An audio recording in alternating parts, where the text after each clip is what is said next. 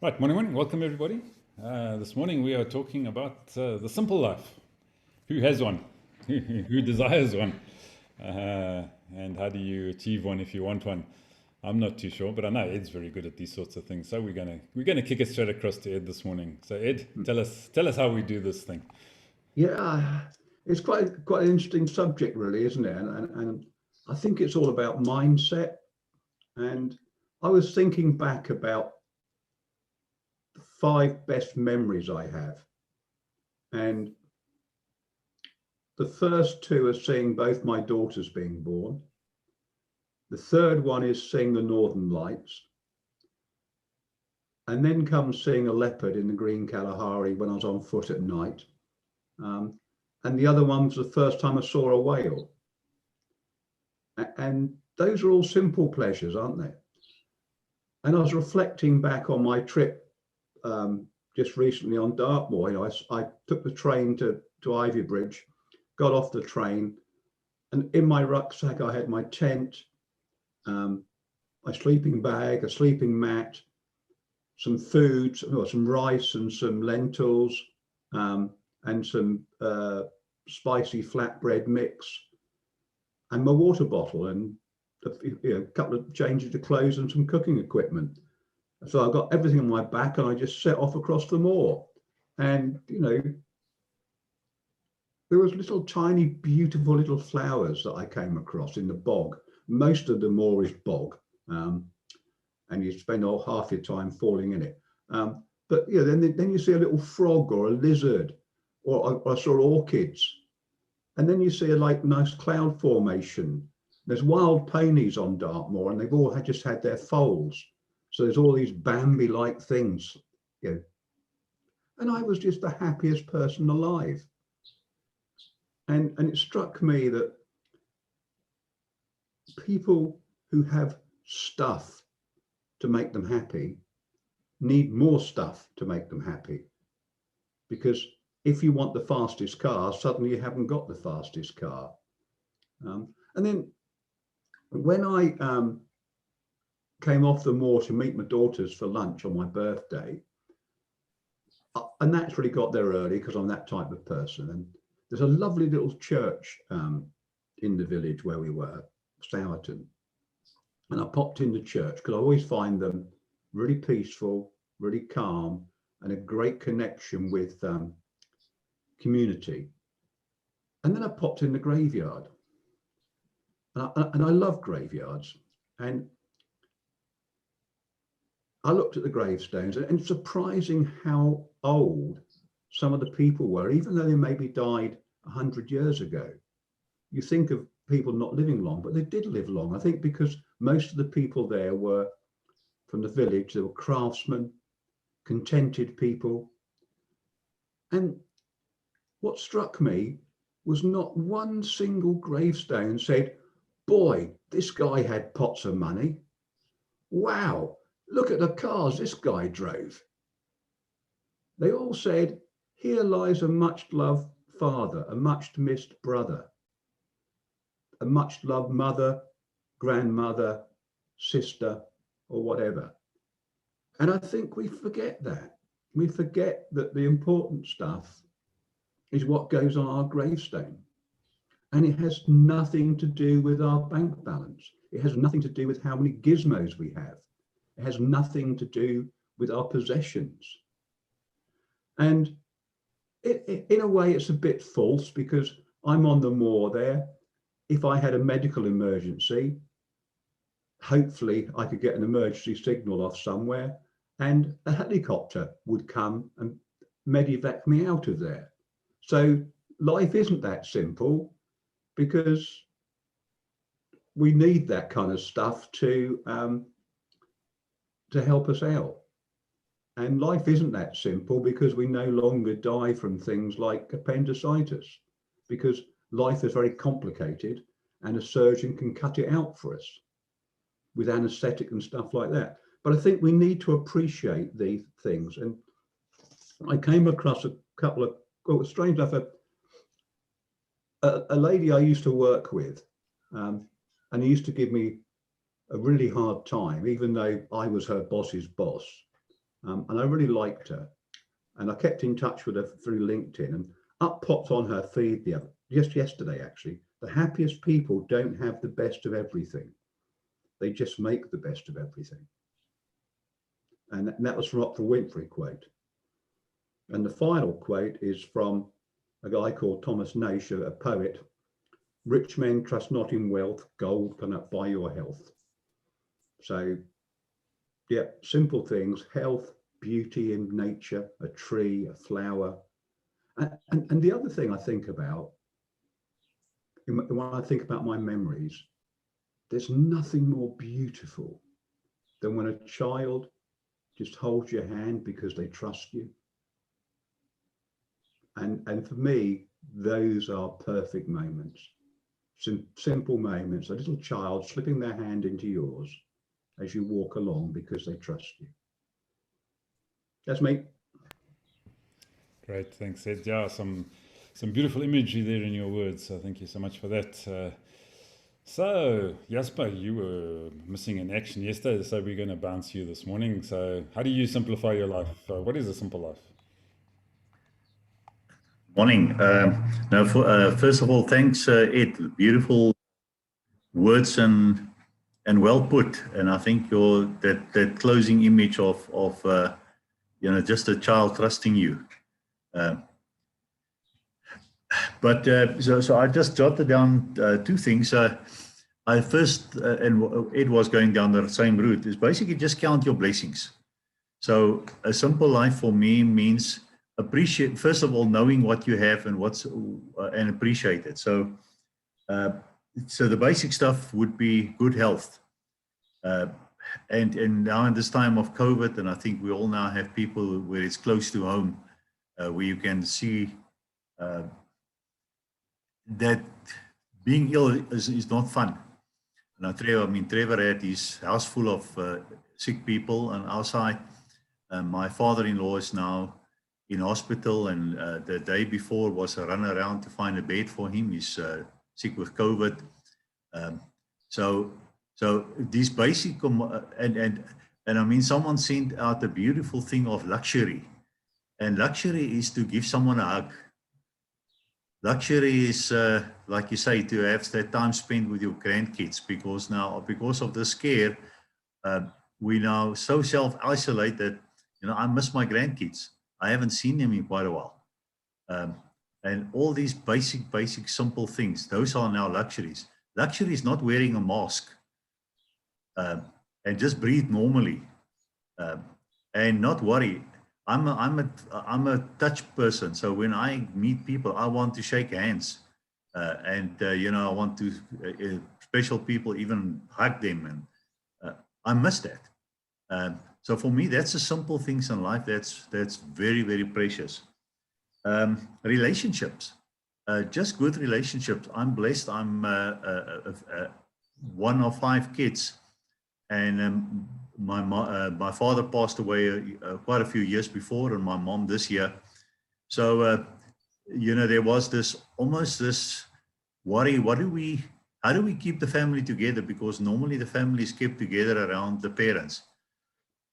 But we started a WhatsApp group during my mom's illness, and most of this discussion there were just around her illness and her getting better and things like that.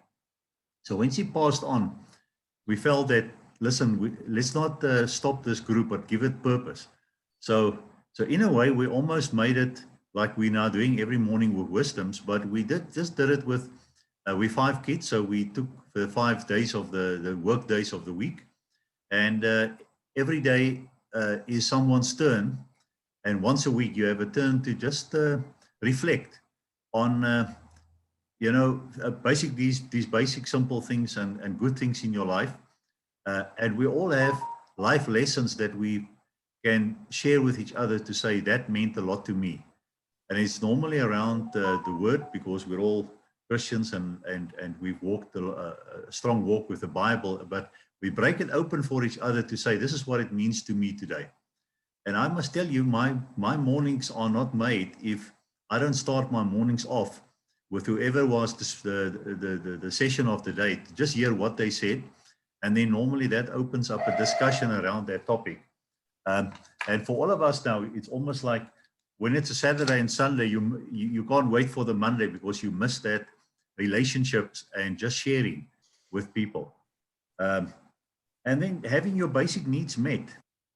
You don't really think about it until it's winter, and then you really appreciate a warm bed, and you really appreciate a warm bath, because there's nothing that so quickly get the cold out of your bones than a warm bath that you can just soak into.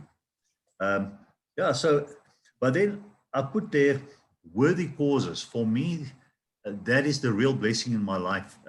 And now it's a bit of a contradiction, because worthy causes is what gives life meaning, but worthy causes in itself normally deals with complex issues. I know Ed is fighting the climate thing, and we all have these things that we are wrestling with, complex issues. But for me, it's actually my simple pleasure. That's where I get my pleasure from, is how to wrestle with these complex issues. And then that in turn leads to the appreciation of quality people around you, and also appreciate their qualities, because you then realize I don't have the answers, but then it's a wow if you can meet people and not and one person will seldom have all the qualities you're looking for to help solve this issue. But if you can find like-minded people, and you then appreciate, and you can then see they really have qualities, they're not just talkers. And then as time goes on, you develop a relationship. For me, that's precious. That's the blessings in life, and the simple, what do you call it? Not really simple life, but it's the focusing. So it's I think I don't know much more to say about simple life, because it's a contradiction in itself. But maybe it starts with counting your blessings. Great, thanks, thanks, Jasper. So the simple life is an oxymoron, is it? I don't know. So Rob, let's get across to you. What are your thoughts on living a simple life? I have the ability to make simple things quite complicated. They say that intelligence is typified by people making complex subjects simple. So that doesn't speak much for me at all. I got an ask about face. I thought it was a simple topic. Just listening to the wonderful chats before this, it's not, and it's personal. So what's simple to you is not simple to me, for example. I loved Ed's illustrations of going out in Dartmoor with his tent and his rice and lentils and stuff like that. I mean, that is, I'm going to call it getting naked. So, you know, where did we go wrong? Is it because we misbehaved in the Garden of Eden, if you believe those stories? And because you ate the apple, you got embarrassed by your bodies. So if we all walked around naked, would that be, it certainly would hurt the linen industry, and clothing, take a lot out of that. But I don't mean naked literally. I mean naked in terms of not just bearing our souls, about who we are. I always talk to my kids. One of our family mottos is integrity. I said to the kids, if ever I caught you not telling me what you've done wrong, then I'll thrash you. If you tell me what you've done wrong, we'll get into it together and try and sort it out. And one of the kids a while back got himself into a bit of trouble by telling some untruths, and it just escalated. It just got out of hand completely, because one untruth then gets compounded by another, and we muddy our heads with who do I say, what have I said to who, did I, whatever. We make it difficult for ourselves, and just being, living decent values, I think, would make life just a heck of a lot simpler. What is this life if full of care? we have no time to stand and stare. I mean, that's a poem my mom read to me when I was very, very small. And it's something that pops up every now and again. And it says quite a lot. And at my tender age of 43, I'm much more appreciative today of nature. I always have been, but I have more time for going outside looking at the clouds, which was a nice illustration, which I do quite often. I can see things in clouds that nobody else can. But I mean, that's about all of us. We look for things. Perhaps it's confirmation bias. Oh, can't you see that elephant? You must be joking. It looks like a lion, whatever. So, yeah, being straightforward, I think, living values, good values. I'm waffling. Thanks, that's me. The ability to waffle keeps things simple. Trevor's wagging fingers. Okay, Trevor, wag your finger away. You got to wag your finger at that unmute button first before you wag it at me. Yeah, okay. Yeah, and now listen, I just had to pick him up at his tender age of 43. So I must just share, and I'm going to share screen as well and see. So this comes in early this morning. This young lady is my daughter, down for almost 8 days now with COVID and just broken out in rashes. And we're trying to keep contact with her. I mean, we are dealing, she's just down the road from us. We've kept her close because, you know, we're full-time guardians of our granddaughter, who is her daughter. So we keep the family close, but we can't even get there. We're dropping off stuff with her, treating her like a leper because we can't go in. And this is what we're having to deal with. So just listen to Ed and Jasper and talking about the simplicity of life. You know, these are important things. And what you reminded me of was the old cliche, very much of meaning, perhaps to Christians, is there but for the grace of God go I.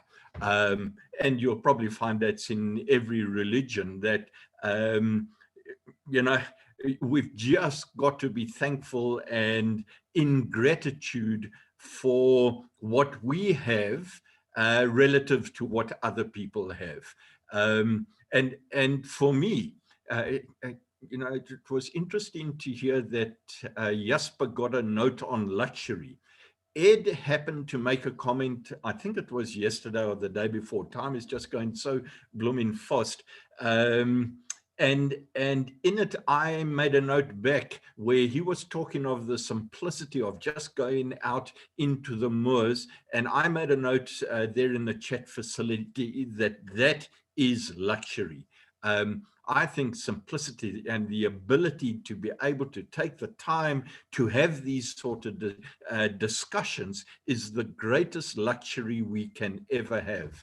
And that, I think, is the luxury of being able to think just how good we have it relative to other people. And this takes me back to a discussion that we had many moons ago about where are you on the totem pole of life.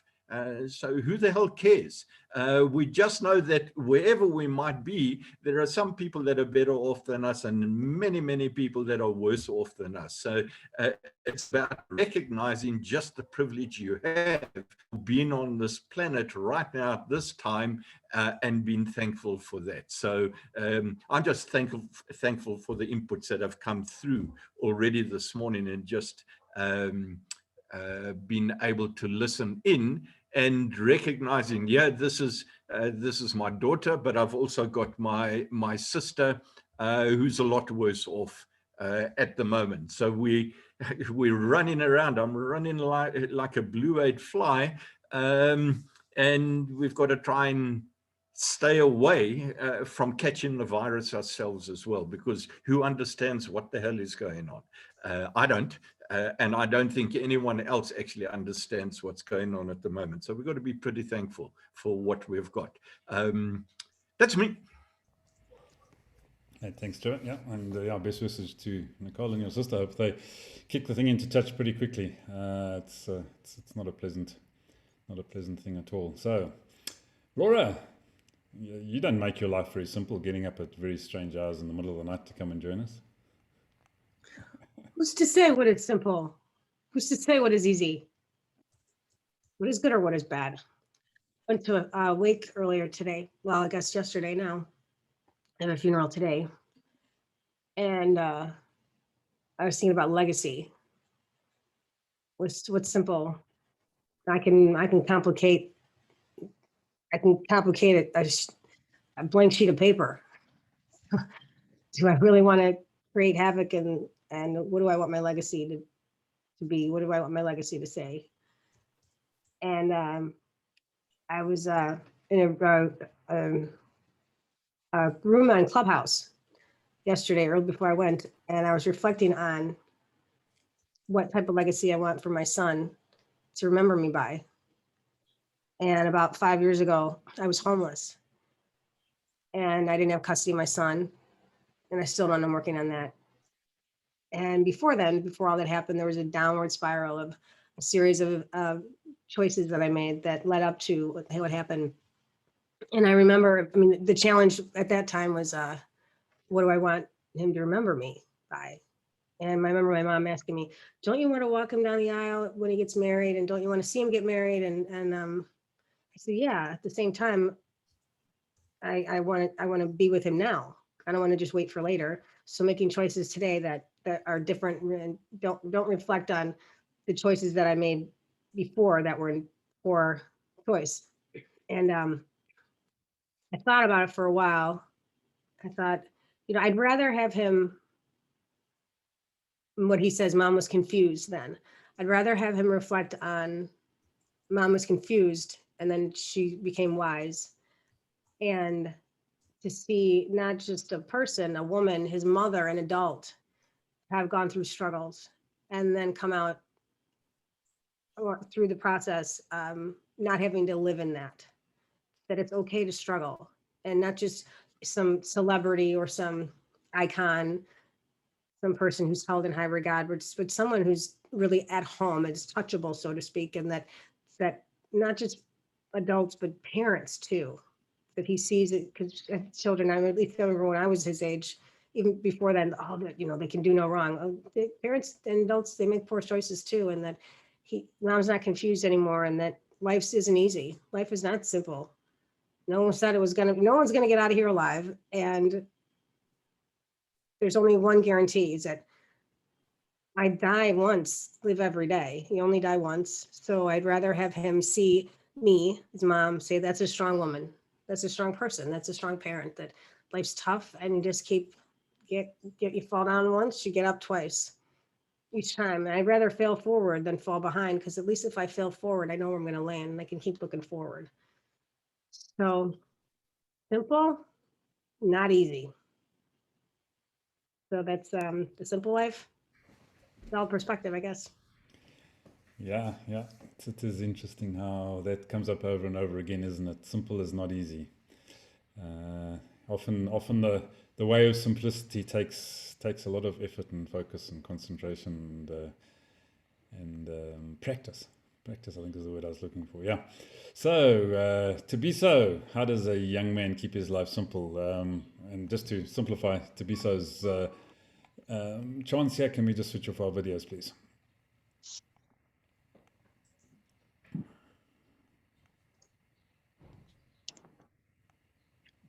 Okay, thank you for that, Ivan. Earlier in the year, I was anxious about making money. My past business endeavors were failures, through no fault of my own. I feel that I did everything I could. I put in the work, showed initiative.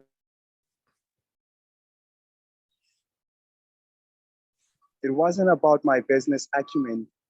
I think that it was just the way it was, just life being difficult, I was broke and my mind was trapped in a loop. And the loop was that I want money, I need money. I am nothing without money. Now, what I didn't realize was that I was actually signaling to the universe that I'm not like I'm broke, you know, like it was tough. Like I was signaling a lack, you know, and when you show lack, nothing can come to you, you know. My worship of money was the reason I didn't have any. And my worship of money was the reason that I was miserable, you know. And then one day I got dropped at gunpoint. And these guys actually took the little that I had, you know. I didn't panic. I was calm. It was my fault, really, you know. I think that I should have known better. Like, you can't walk alone at night in Alexandra, you know. Basically, I was just asking.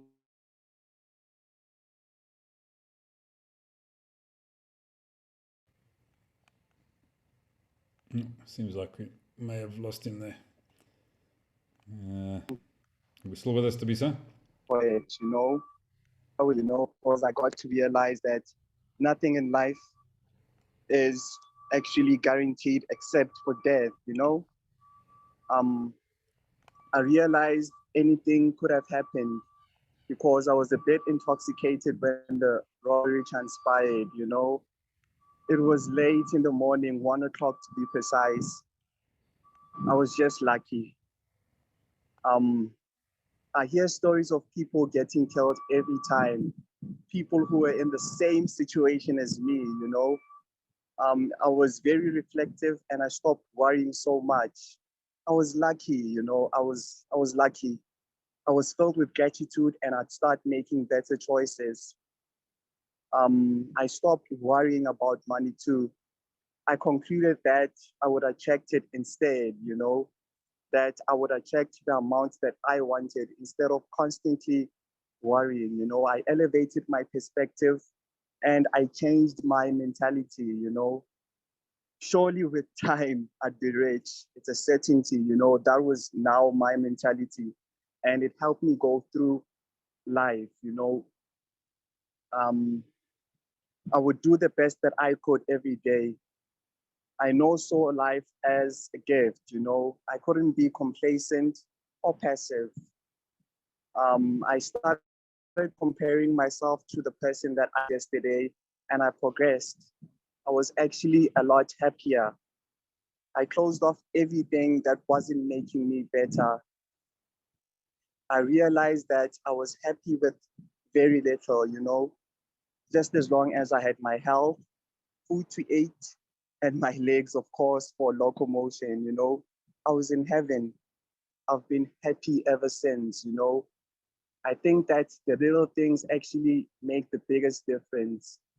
Like nature, like Ed said, you know, like, yeah, the little things, family, you should be grateful for that. Grateful for just everything that you have in your life, you know. Turn negative things into positive, you know. Be grateful for the fact that you have a roof over your head. Be grateful for your family. Be grateful for the fact that you have food, for the fact that you have clothes. Be grateful to life in its entirety, you know, like Nietzsche said, amufati, you know.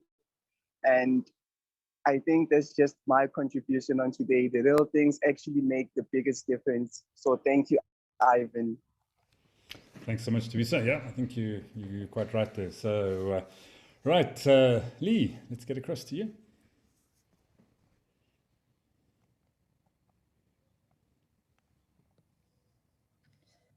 Do you love these wisdoms chats? I mean, the wisdom. It's like, wow, it's just, thank you, everybody it's just, yeah, it just is quite beautiful.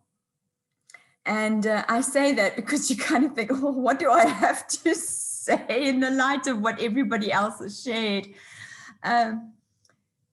But I think I think when I was thinking about how do you live a simple life, I think it just echoes exactly what everybody else is saying. It's not so simple. But the one thing that I have discovered that leads to simplicity is and you'll love this because if those of you who know me, is organization. and the reason, and it's just and there are two examples that I want to give. The one is my oldest daughter was bored. She didn't have anything to do. She'd done all her work, blah, blah, blah, blah. It's locked down. There's nowhere to go, nothing to do, nowhere to go out. And so she said she shares an apartment with her sister, our youngest daughter.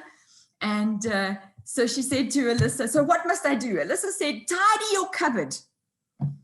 And so they'd moved in, and I don't know if any of you have ever done this. You move into a house and you sort everything out and it all looks good, but there's this one cupboard that's got everything that you didn't know where to put, what to do, and you just dumped it there.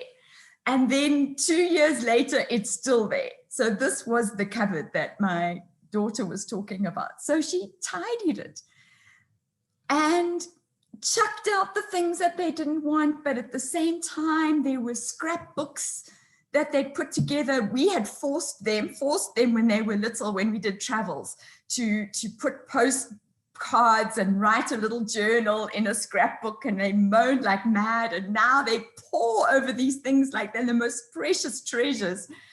And they went through memories and photographs, and then there was stuff that they didn't need, and they threw it in a bag, and it gets recycled to our domestic help. And so there's all these, then she proudly shows us the stack of little boxes, little plastic containers that's all neat and tidy. And I could see that this was invigorating.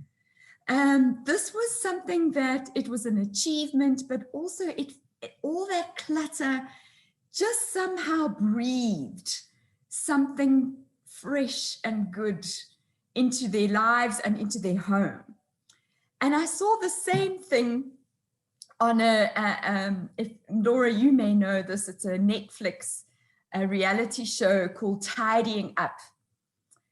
And so I've only watched one episode of it.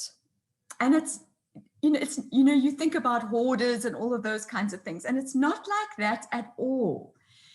It's this beautiful little Japanese lady who can hardly speak English. She can understand a little bit of it. So she visits somebody's home with a translator. And she just exudes peace and joy. And she comes in and she doesn't berate. There's nothing about judgment. She just smiles and listens. And then they say, oh no, this is bad, and this is awful, and this is not working, and this is not working. And then she says, okay, well, let's start with your clothes. We'll just start with your clothes.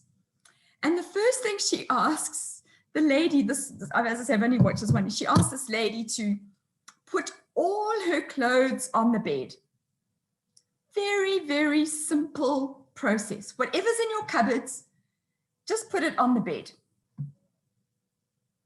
And as she's putting each item of clothes, the pile is getting higher and higher. I think it got to the point where they could hardly see over the bed. The pile was so high. This little lady, her name is Marie Kondo, she doesn't say a word. She doesn't say a word. The evidence of everything that you don't need is right in front of you. And you could see the literally scales falling off this lady's face. And then again, no judgment. Marie turns to her and says, well, take each item of clothing, and if it brings you joy, and she said, joy is that little spark of happiness. If it brings you joy, you keep it. If it doesn't bring you joy, you don't throw it away. You say, thank you. Thank you for serving me for the time that you did. And you fold it and you put it into a place where you can now do something else with it that give it away, or whatever the case may be that you're going to do with it. But it was such a gracious and wonderful process. And it just was a reminder of everything I think we've all been talking about. It takes effort. We can easily start accumulating things that we don't realize that we need. And decluttering is tremendously freeing.